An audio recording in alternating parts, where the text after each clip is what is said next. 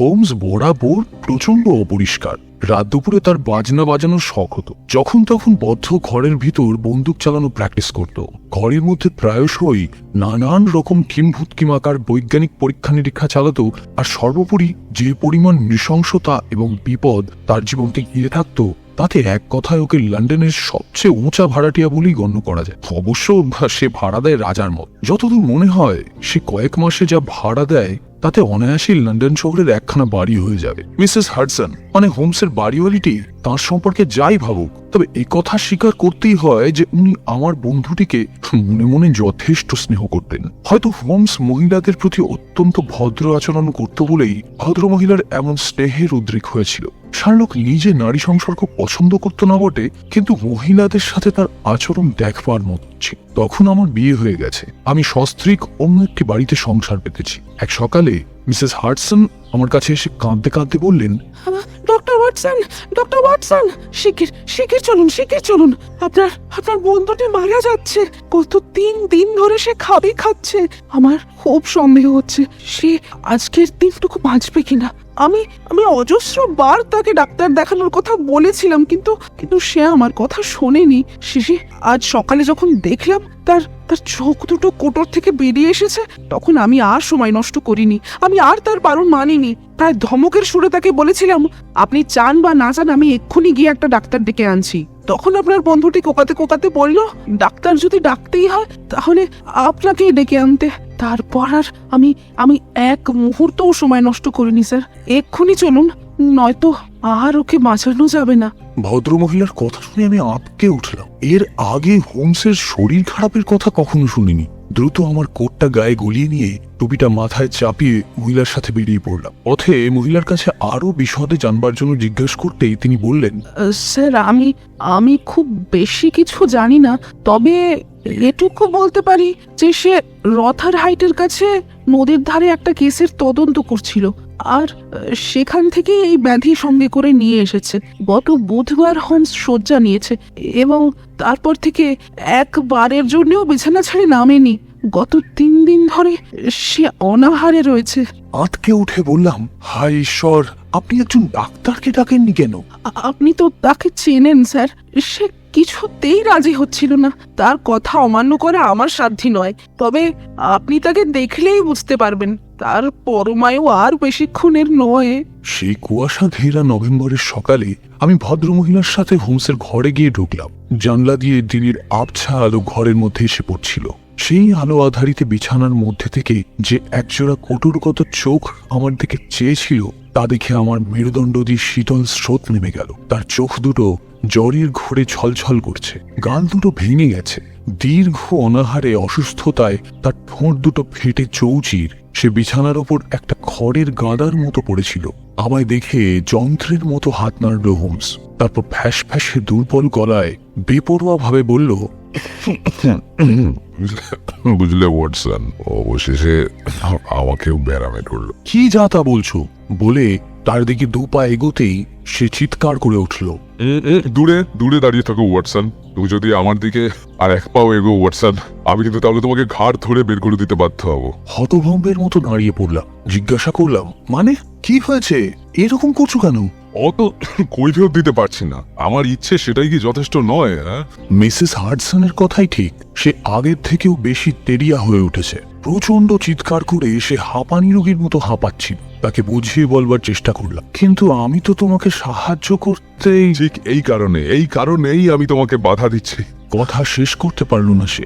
হাঁপাতে হাঁপাতে কোনো মতে বলল, তুমি আমার উপর রেগে যাচ্ছ না? তার এই অবস্থায় কেন শুধু রেগে থাকবো তা বুঝতে পারলাম না। সে কুঁকিয়ে উঠে বলল, তোমার ভালোর জন্যই বলছি ওয়াটসন। আমার ভালোর জন্য? হ্যাঁ, তোমার ভালোর জন্যই বলছি। আমার কি হয়েছে জানো? সুমাত্রার কুলি মজুরদের রোগ হয়েছে আমার। ডাচেরা এই রোগের ব্যাপারে আমাদের থেকে অনেক বেশি জানলেও এখনো বিশেষ সুবিধা করে উঠতে পারেনি। কেবল একটাই কথা সবাই জানে, এই রোগে মৃত্যু অনিবার্য। আর তার চেয়েও বড় কথা, এই রোগ দ্রুত ছড়িয়ে পড়ে। হোমস আবার দম নিয়ে পাগলের মতো হাত নাড়তে নাড়তে বলল, ধরেই ছড়িয়ে পড়বে। ওয়াটসন, যাও যাও যাও, সরে যাও এখান থেকে, দয়া করে আমার কাছে এসো না। আশ্চর্য হয়ে বললাম, এসব কি বলছো হোমস? আমি একজন ডাক্তার। একজন আগন্তুকের ক্ষেত্রে রোগ যতই ছোঁয়াচে হোক, তাও আমি তার শুশ্রূষা করবই। আর তুমি আমার প্রাণের দোসর, তোমার ক্ষেত্রে আমি ছোঁয়াচে রোগের ভয়ে বাড়ি ফিরে যাব? বলে তার দিকে আবার দুপা এগোতেই সে ক্রুদ্ধ ভঙ্গিতে আমার দিকে চেয়ে রইল। রাগে গড়গড় করতে করতে বলল, তুমি যদি দূরে দাঁড়িয়ে কথা বলো তাহলে আমি রাজি, কিন্তু তুমি যদি বাড়াবাড়ি করো তাহলে এক্ষুনি আমার ঘর ছেড়ে বেরিয়ে যাও। আমি এই বিখ্যাত গোয়েন্দাটিকে বরাবর শ্রদ্ধার চোখে দেখেছি। এমন অনেক সময় হয়েছে যখন তার কথার কার্যকারণ না বুঝেও বিনা বাক্য ব্যয়ে তা মেনে নিয়েছি, কিন্তু এই মুহূর্তে আমার ডাক্তারি সত্তা জেগে উঠেছে। অন্য সময় সে আমার ওপর যতই হুকুম চালাক না কেন, এই মুহূর্তে সে একজন রোগী, এই কথাটা আমি কিছুতেই অস্বীকার করতে পারবো না। একটু কড়া হয়ে বললাম, হোমস, শান্ত হও। একজন রোগী সর্বদাই শিশুর মতো আচরণ করে, প্রয়োজনে তাদের সাথে কড়া হতে হয়। তুমি পছন্দ করো বা নাই করো, আমি তোমার রোগের লক্ষণগুলো পরীক্ষা করেই দেখব, তার জন্য প্রয়োজনীয় যা ব্যবস্থা নিতে হয় নেব। শার্লক আমার দিকে বিষাক্ত দৃষ্টি হেনে বলল, যদি ডাক্তার দেখাতেই হয় তবে এমন কাউকেই দেখাবো যার উপর আমার ভরসা আছে। একটু বিব্রত হয়ে বললাম, তার মানে তুমি আমায় ভরসা করো না? আহা, তা নয়, তোমার বন্ধুত্বের উপর আমার অটুট বিশ্বাস আছে, কিন্তু যেটা সত্যি সেটা তো সত্যি। বলো ওয়াটসন, তুমি একজন জেনারেল প্র্যাকটিশনার, তোমার অভিজ্ঞতা খুবই স্বল্প এবং যোগ্যতাও খুবই মধ্যম মানের।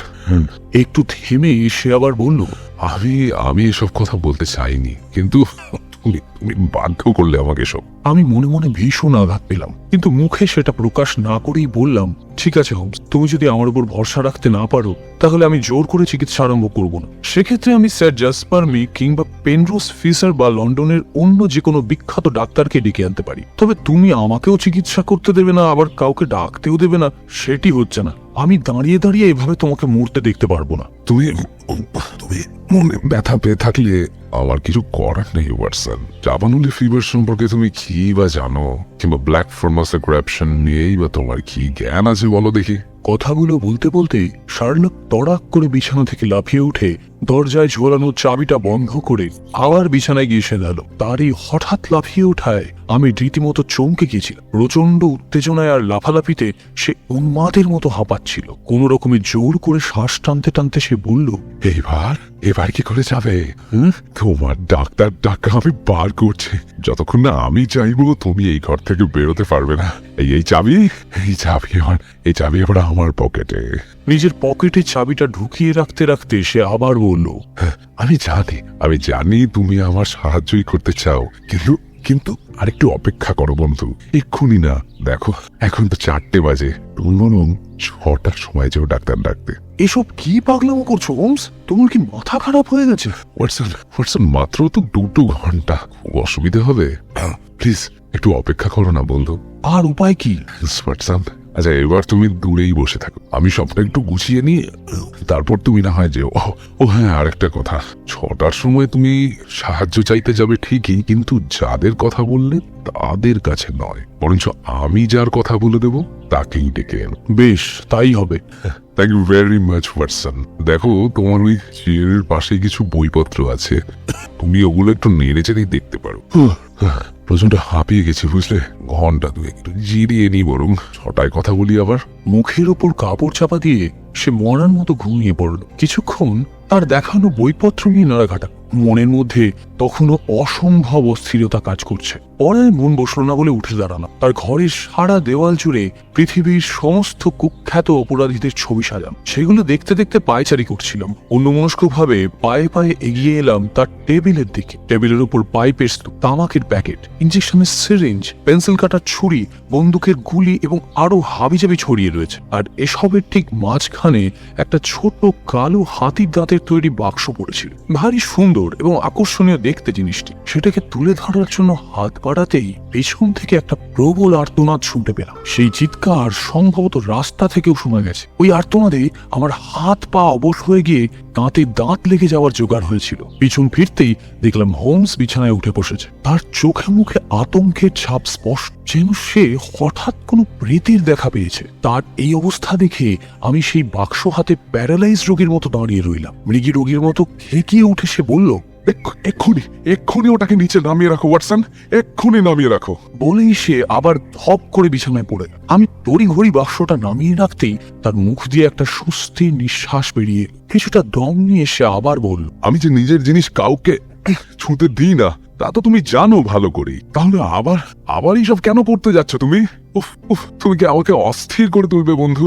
একজন ডাক্তার হয়ে রোগীকে পাগলা গারদে পাঠিয়ে দেওয়ার জন্য না তুমি যথেষ্ট, জানো তো। প্লিজ প্লিজ দয়া করে নিজের জায়গায় গিয়ে বসো এবং আমাকে একটু রেস্ট নিতে দাও। এই কয়েক মুহূর্তের ঘটনায় আমি প্রচন্ড বিব্রত হয়েছিলাম। তার স্বভাবের বিপরীতে এই রকম অকারণ উত্তেজনা এবং চিৎকার চেঁচামেচি দেখে স্পষ্ট বুঝতে পারছিলাম যে তার মানসিক বিকৃতি কোন পর্যায়ে গিয়ে পৌঁছেছে। অগত্যা নিজের জায়গায় বসে রইল। হোমস বোধহয় আমারই মতো ঘড়ি দেখছিল। 6টা বাজার ঠিক কয়েক মিনিট আগেই সে তার ফ্যাস ফ্যাসি গলায় বলে উঠল, সময় হয়ে গেছে ওয়াটসন। তোমার পকেটে পয়সা করে কিছু আছে? আছে। ক টাকা? বেশ কিছুটা আছে। আর খুচরো? তা 5 টাকা মতন খুচরো হবে। হায় রে, খুবই অল্প দেখছি। ফরচুনেট, আমারই দুর্ভাগ্য ওয়াটসন। যাই হোক এক কাজ করো, খুচরোগুলো তোমার বুক পকেটে রেখে টাকাগুলো তোমার প্যান্টের পকেটে চালান করে দাও। রেখেছো? বেশ বেশ বেশ, এবারে সবটা ব্যালেন্স হল। মনে মনে ভাবলাম বন্ধুর মাথাটা পুরো গেছে। সে আবার কাশি আর ফোপানোর মাঝামাঝি একটা শব্দ করে বলল, এবার গ্যাস বাতিটা চালাতে পারো, কিন্তু মাথায় রেখো অর্ধেকের বেশি যেন না জ্বলে। ওয়াটসন, খুব সাবধানে কাজ করো। হ্যাঁ, ব্যাস, ঠিক আছে, যথেষ্ট। আরে আরে আরে, পর্দাগুলো কেন টেনে দিচ্ছ? ওগুলো তোলাই।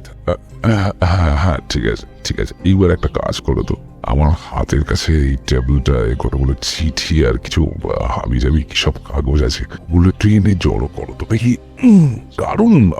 দারুণ কাজ করছে ওয়াটসন। এখানে দেখো, ওইখানে একটা চিমটে আছে। ওইটার সাহায্যে একটা হাতির দাঁতের বাক্সটা তুলে এনে এই কাগজের উপর রাখো। রেখেছো? বেশ। এইবার 13 নম্বর লোয়ার বার্ক স্ট্রিটের কলভার্টন স্মিথকে ডেকে আনো। যাও, মনে থাকবে তো? 13 নম্বর লোয়ার বার্ক স্ট্রিটের কলভার্টন স্মিথ, যাও। সত্যি কথা বলতে কি, হোমসের এসব পাগলামো দেখে আমার ডাক্তার ডাকার ইচ্ছাটাই মরে গেছে। তাকে একা ফেলে যেতে মন চাইছিল, তবে ওর মুখ চোখ দেখে বুঝতে পারছিলাম ওই স্মিথ নামের ভদ্রলোককে না ডাকবার কথা বললেই সে কেঁপে উঠল। তাই কায়দা করে বললাম, সে আবার কে? এই ভদ্রলোকের নাম তো আগে কখনো শুনিনি।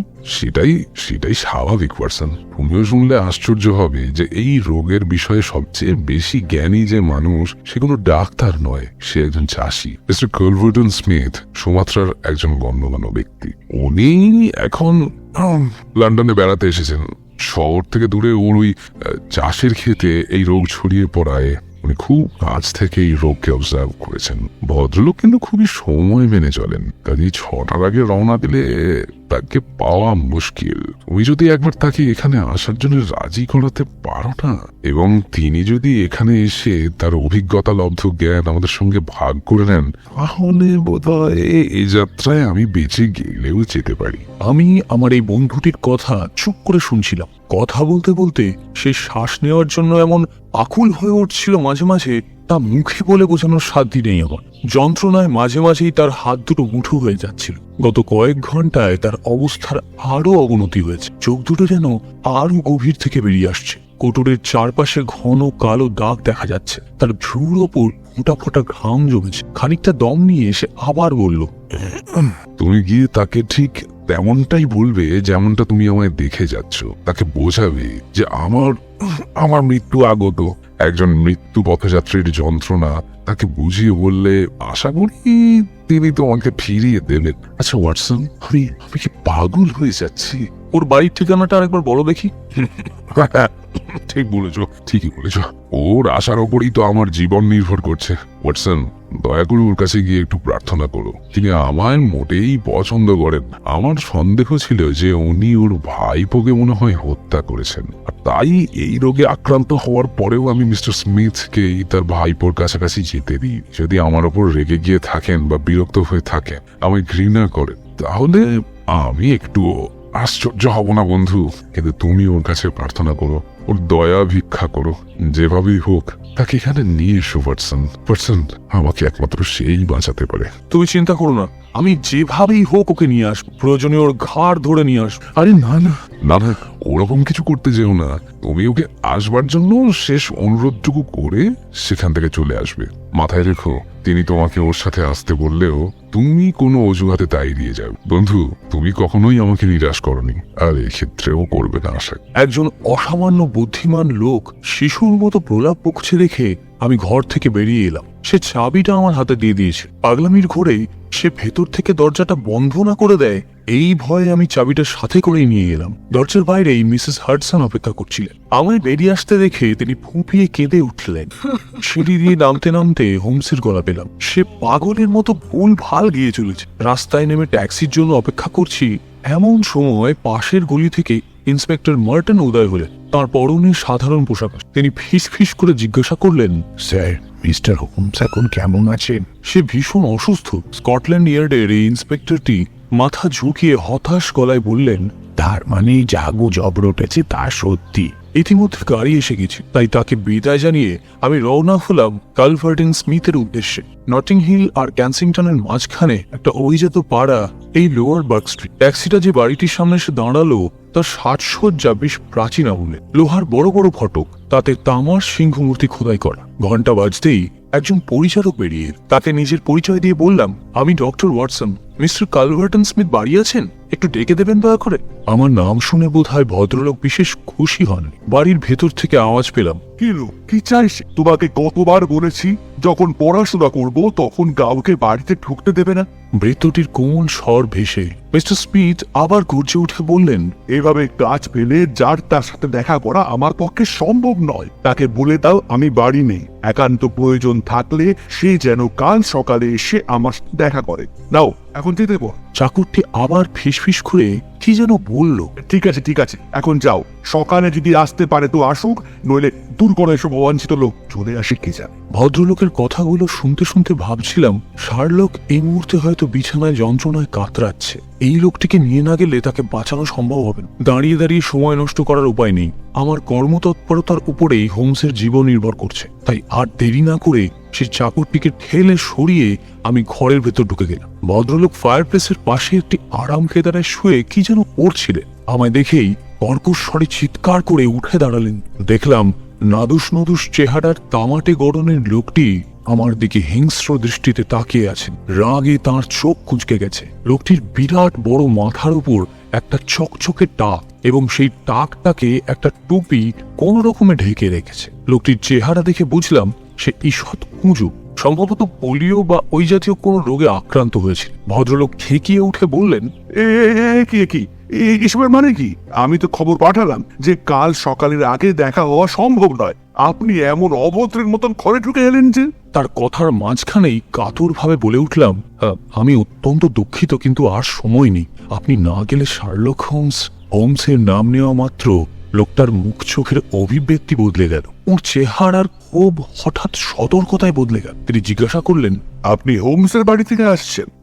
হ্যাঁ, এইমাত্র আমি সেখান থেকে এলাম। কি হয়েছে হোমস? সে কেমন আছে? সে ভীষণই অসুস্থ, সেই জন্যই আপনার কাছে আসা। ভদ্রলোক আমায় একটি চেয়ার দেখিয়ে দিয়ে নিজেও বসে পড়লেন। বসতে বসতে তার মুখের দিকে তাকাতেই কয়েক মুহূর্তের জন্য মনে হলো ও ঠোঁটে যেন একটা বিষাক্ত হাসি খেলে গেল, কিন্তু পরক্ষণেই মনে হলো ওটা হয়তো আমার মনের ভুল। ভদ্রলোক চিন্তিত মুখে জিজ্ঞাসা করলেন, শুনে খুবই দুঃখ পেলাম। আমি কাজের সূত্রে মিস্টার হোমসকে চিনি, কিন্তু সে যাই হোক, ভদ্রলোকের কর্মদক্ষতা ও চারিত্রিক গুণাবলী ঈর্ষণীয়। আমি ওকে যথেষ্ট শ্রদ্ধা করি, তবে ওর যেমন অপরাধ নিয়ে কাজ কারবার, আমার তেমন রোগ জীবাণু নিয়ে। ওর কাছে যেমন অপরাধীরা বিশ্লেষণের বিষয়, আমার কাছে তেমনই জীবাণু, কীটাণু ইত্যাদি। টেবিলের ওপর বোতলগুলো দেখছেন, তার মধ্যে এই জগতের বেশ কিছু ভয়ঙ্করতম রোগ জীবাণু বন্দী রয়েছে। আপনার এই বিশেষ জ্ঞানের জন্যই হোমস আপনার সাথে একটিবার দেখা করতে চায়। সে আপনার বিষয়ে খুব উচ্চ ধারণা পোষণ করে, এবং তার মতে এই গোটা লন্ডন শহরে একমাত্র আপনি তাকে এই দুঃসময়ে সাহায্য করতে পারবেন। কেন? তার হঠাৎ এমন ধারণার কারণ কি? আপনার পূর্বদেশীয় রোগ জীবাণু সম্পর্কে এই অগাধ জ্ঞানের জন্যই সম্ভবত তার এমন ধারণা হয়েছে। কিন্তু তার যে পূব দেশীয় রোগী হয়েছে এই ব্যাপারে সে নিশ্চিত হচ্ছে কিভাবে? আসলে কাজের সূত্রে চীনা নাবিকদের সাথে তাকে বেশ কিছুদিন মেলামেশা করতে হয়েছিল, সেখান থেকেই বোধহয় তার এমন ধারণা হয়েছে। আচ্ছা, আশা করি বিষয়টা তেমন গুরুতর কিছু নয়। উনি কতদিন ধরে অসুস্থ? আগে 3 দিন ধরে। ওর কি মতিভ্রম হচ্ছে? প্রায়শই। অবস্থা তো খুবই গুরুতর মনে হচ্ছে। মানবিকতার খাতিরে ওর ডাকে সাড়া দেওয়াটাই আমার কর্তব্য। চলুন আপনার সাথে হোমসের বাড়ি যাওয়া যাক। চলুন।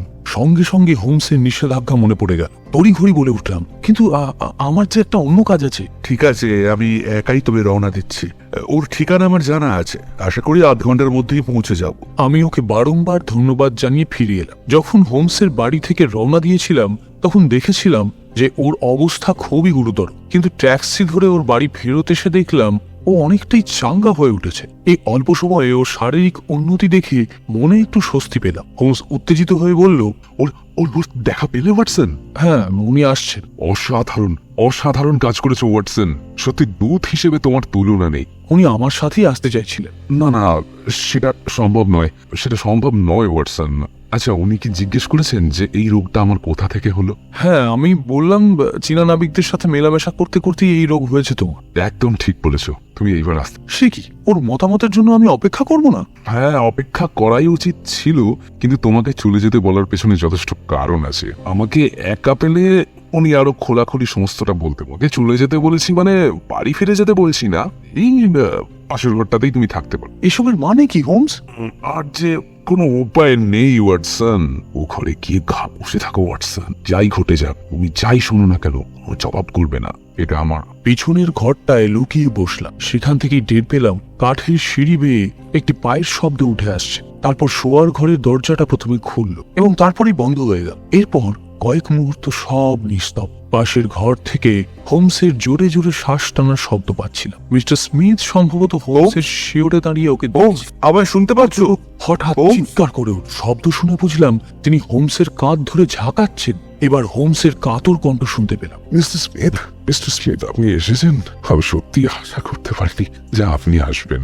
আশা করোনি, অথচ দেখো আমি হাজির। সবই ভবিতব্য হোমস, সবই ভবিতব্য। Very very thanks.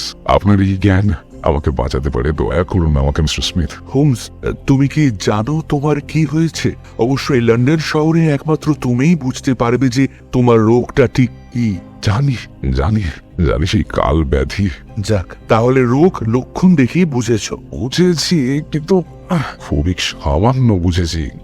আশ্চর্যের কিছুই নেই। ওই রোগ যদি তোমার হয়ে থাকে তাহলে তা খুবই স্বাভাবিক। বেচারা ভিক্টর সুদূর পূব দেশ থেকে লন্ডনের বুকে ওই মারণ ব্যাধি নিয়ে এসেছে। রোগটার সম্পর্কে আমি বেশ পড়াশোনা করেছি। তুমি যে রোগটা ধরতে পেরেছো এটাই আশ্চর্য। তবে কি করে সে রোগ তোমার শরীরে বাসা বাঁধলো এটা বোঝা তোমার কম্য নয়। আমি জানি সে রোগ আপনি সৃষ্টি করেছেন। ও তাই বুঝি? তুমি জানো, কিন্তু প্রমাণ করতে পারবে কি? তুমি নিজেকে কি মনে করো শুনি?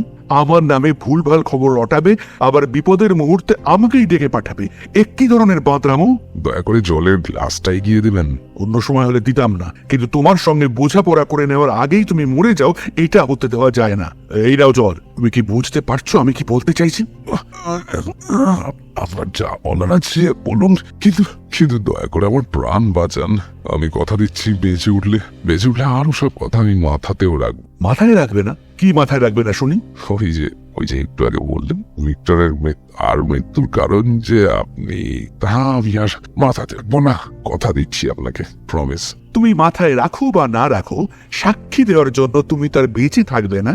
যাই হোক, আমার ভাইপো কিভাবে মারা গেছে সে নিয়ে আমি তোমার সাথে কথা বলতে আসিনি, বরং তোমাকে নিয়েই কথা বলা যাচ্ছে। সেই ওই যে লোকটা যে তোমার জন্য আমায় তলব করতে গেছিল, কি যেন নাম, যাই নাম হবে হোক, সে বলছিল তুমি নাকি পূব দেশীয় নাবিকদের থেকে এই রোগটা পেয়েছো। তাই তো মনে হচ্ছে। তুমি নিজেকে বুদ্ধিমান ভাবো। তোমার ধারণা তুমি এই পৃথিবীর সবচেয়ে বুদ্ধিমান ব্যক্তি, তাই না? কিন্তু এবার তুমি তোমার থেকেও শিয়ানা লোকের পাল্লায় পড়েছ। ভালো করে ভেবে দেখো তো, অন্য কোনোভাবে কি এই রোগ তোমার শরীরে আসতে পারে না? আমি এখন বাবার পরিস্থিতিতে নেই mister Smith. Please help me, দয়া করে আমাকে সাহায্য করুন। হ্যাঁ, সাহায্য তো করবই, সেজন্যই তো আশা। তুমি মারা যাবার আগে তোমাকে বলে যাব যে কিভাবে এই রোগ তুমি তোমার শরীরের কারণ। বলছি তার আগে ও ও, আমার যন্ত্রণা কমানোর মতো কিছু একটা দিন না। খুব যন্ত্রণা হচ্ছে না? হ্যাঁ, উদ্দেশ্যীয় কুলিগুলো শেষের দিকে এরকমই কাতরাতো। খিচুনি ধরছে না? খিচুনি অসম্ভব রকম খিচুনি ধরছে। হাত পা এমনকি পেটের তলাটা ছিঁড়ে যাচ্ছে। যাক, যন্ত্রণা হলেও তোমার কান দুটো তো খোলা আছে। এবার যা বলছি মন দিয়ে শোনো। যবে থেকে এই রোগ দেখা দিয়েছে তেমন সময়ে কোনো অস্বাভাবিক ঘটনা কি তোমার সাথে ঘটেছে? কই না তো তেমন কিছু তো ঘটেনি। ভাবো, ভালো করে ভাবো। মশাই, আমি সেরকম বাবার পরিস্থিতিতে নেই। আমার শরীর যন্ত্রণায় ছিঁড়ে যাচ্ছে। ঠিক আছে, তোমাকে আরেকটু সাহায্য করি। কিছুদিন আগে ডাকে কোনো জিনিস এসেছে কি? কি? হ্যাঁ, ওই বাক্স জাতীয় কিছু। হ্যাঁ ভগবান, আমার মাথা ঘুরছে। আমার মনে হচ্ছে আমার শেষ সময় উপস্থিত। হোমস, শুনতে পাচ্ছ হোমস? শোনো, একটা হাতির দাঁতের বাক্স এসেছিল, মনে পড়ছে? গত বুধবার তুমি সেটা খুলেছিলে। কি হলো, মনে করতে পারছো?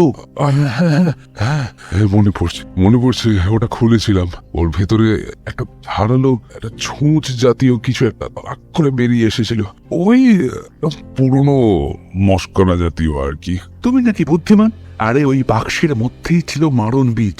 সব দোষ তোমার। কে বলেছিল আমার পথের কাঁটা হয়ে দাঁড়াতে? তুমি যদি আমার পথে বাধা না দিতে, তাহলে আমি তোমার কোনো ক্ষতি করতে। হ্যাঁ, মনে পড়েছে ওই স্প্রিংটা ওঠা মাত্রই আমার থেকে কয়েক ফোঁটা রক্ত বেরিয়ে এসেছিল। ওই বাক্সটা টেবিলের ওপর, ওই যেটা দেখা যাচ্ছে। হ্যাঁ, এতক্ষণেই ঠিক ধরেছ। তবে ওটা ওখানে আর থাকবে না। আমার পকেটে করে এক্ষুনি এই ঘর ছেড়ে বিদায় নে, আর আমার বিরুদ্ধে তোমার শেষ প্রমাণও মুছে যায়। তবে মরার আগে সত্যিটা জেনে গেলে এই না কত। ভিক্টর সেভেজের মৃত্যুর কারণ সম্পর্কে তুমি অনেকটাই জেনে ফেলেছিলে, তাই তোমাকে সরিয়ে ফেলতে হলো। তোমার মৃত্যু আসন্ন হোক। আমি এখন এখানটিতে বসে চুপচাপ তোমাকে মরতে দেখ। কি বললে? আলোটা বাড়িয়ে দেব, ছায়াগুলো লম্বা হয়ে উঠছে। হ্যাঁ, বাড়িয়ে দিই। মরার আগে শেষ আলো দেখে যাও বাঁধন। এই বাড়িয়ে দিলাম। আর কিছু? একটা সিগারেট আর একটা দেশলাই যদি পাওয়া যেত।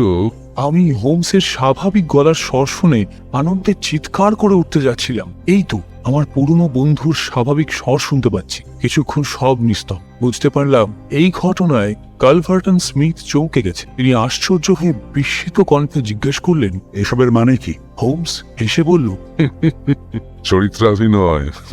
এবং তার সবচেয়ে প্রয়োজনীয় কাজটি হলো সেই চরিত্রের অন্তর্নিহিত কষ্ট, বেদনা এসব বোঝা। বিশ্বাস করুন, শেষ 3 দিন ধরে টুকরো খাবার দাঁতে কাটে, এক ফোঁটা জল গলায় ঢালিনি। তবে সবচেয়ে কষ্ট হয়েছিল তামাক ছেড়ে। দেখি সিগারেটটা একটু ধরানো যাক।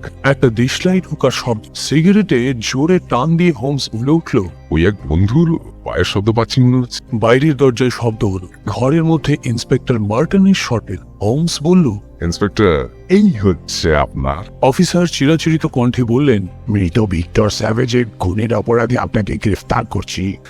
হ্যাঁ, সাথে করে মিস্টার শার্লক হোমসকে খুনের চেষ্টার অপরাধটাও জুড়ে দিতে পারে। উনি নিজেই আলোটা বাড়িয়ে দিয়ে আপনাকে আসার সিগন্যাল দিয়েছে। ও হ্যাঁ, মিস্টার স্মিথের ডান হাতে পকেটের মধ্যে একটা ছোট্ট বাক্স আছে। তাড়াতাড়ি সরিয়ে নিন, ওটাকে সাবধানে রাখবেন। যার সময় ওটাই তো প্রমাণ হিসেবে কাজে লাগবে। পাশের ঘরে একটা হুটোপাটির শব্দ শুনতে পেলেন এবং পরক্ষণে একটা ধাতব কিছু পড়ার এবং তখন চিৎকার করে কঁকিয়ে ওঠার শব্দ পেলেন। ইন্সপেক্টর হাত করা পরিয়ে দিয়ে বললেন, বেগরবাই করলে কিন্তু আপনি বিপদে পড়বেন মিস্টার স্মিথ। এতক্ষণে সেই ভদ্রলোকের গলার স্বর পেলাম। এটা একটা ফাঁদ। তোমাকে এর পরিণতি ভুগতে হবে হোমস। এই ভদ্রলোক তোমার চিকিৎসার জন্য আমাকে এখানে আসতে বলেছিলেন। আমি তোমার উপর দয়া পরবশ হয়ে এখানে এসেছি। এখন হয়তো তিনি বলবেন যে তিনি এসব কিছুই জানতেন না, কিন্তু আমি কোর্টে এই একই কথা বলবো। আরে ওয়াটসন, মেনি থ্যাঙ্কস। তোমার কথা তো ভুলেই গিয়েছিলাম। তোমাকে অনেক ধন্যবাদ বন্ধু। তুমি হয়তো ভাবছো যে আমি তোমাকে ভুলেই গেছি। মিস্টার গলভার্টন স্মিথের সাথে তোমাকে সেই নতুন করে আলাপ করিয়ে দিতে হবে না। আজ সন্ধে তোমাদের আলাপ তো হয়েই গিয়েছে। আচ্ছা আচ্ছা, যে ট্যাক্সিতে করে তুমি ফিরেছিলে সেটা কি এখনো নিচে দাঁড়িয়ে আছে? তাহলে আমি ঝট করে পোশাকটা বদলে একবার থানায় যেতে। পোশাক বদলাতে বদলাতে কিছু বিস্কুট আর পানীয় গলাধকরণ করে হোমস বলল, এটার ভীষণ প্রয়োজন ছিল। তুমি তো জানোই আমার জীবনযাপন খুবই অবিন্যস্ত। অন্য লোকের কতটা কষ্ট হতো আমি জানি না, কিন্তু আমার খুব একটা কষ্ট হয়। আসলে মিসেস হাডসনকে আমার শারীরিক অবস্থার সম্যক ধারণা দেওয়ার জন্য এইটুকু অভিনয়ের প্রয়োজন ছিল, কারণ তা না হলে তিনি তোমাকে আমার শারীরিক অবস্থার অবনতির গুরুত্ব বোঝাতে পারতেন না।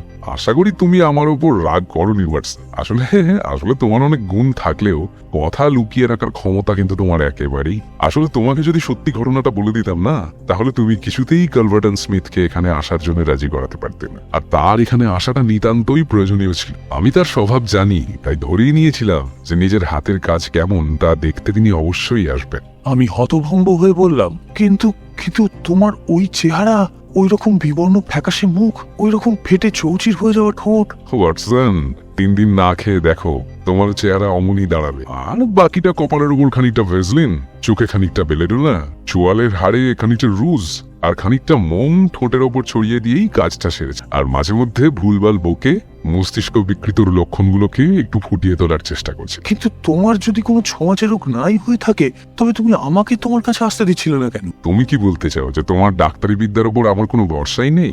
আমার কাছে এসে তুমি যদি আমার পালস অথবা টেম্পারেচার পরীক্ষা করে দেখতে, তাহলে তুমি সহজেই ধরে ফেলতে যে আমার কিছুই হয়নি। 4 গজ দূরত্ব থেকে আমি তোমাকে সহজেই বোকা বানাতে পারতাম, কিন্তু কাছে এলে তো সেটা ভেস্তে যেত।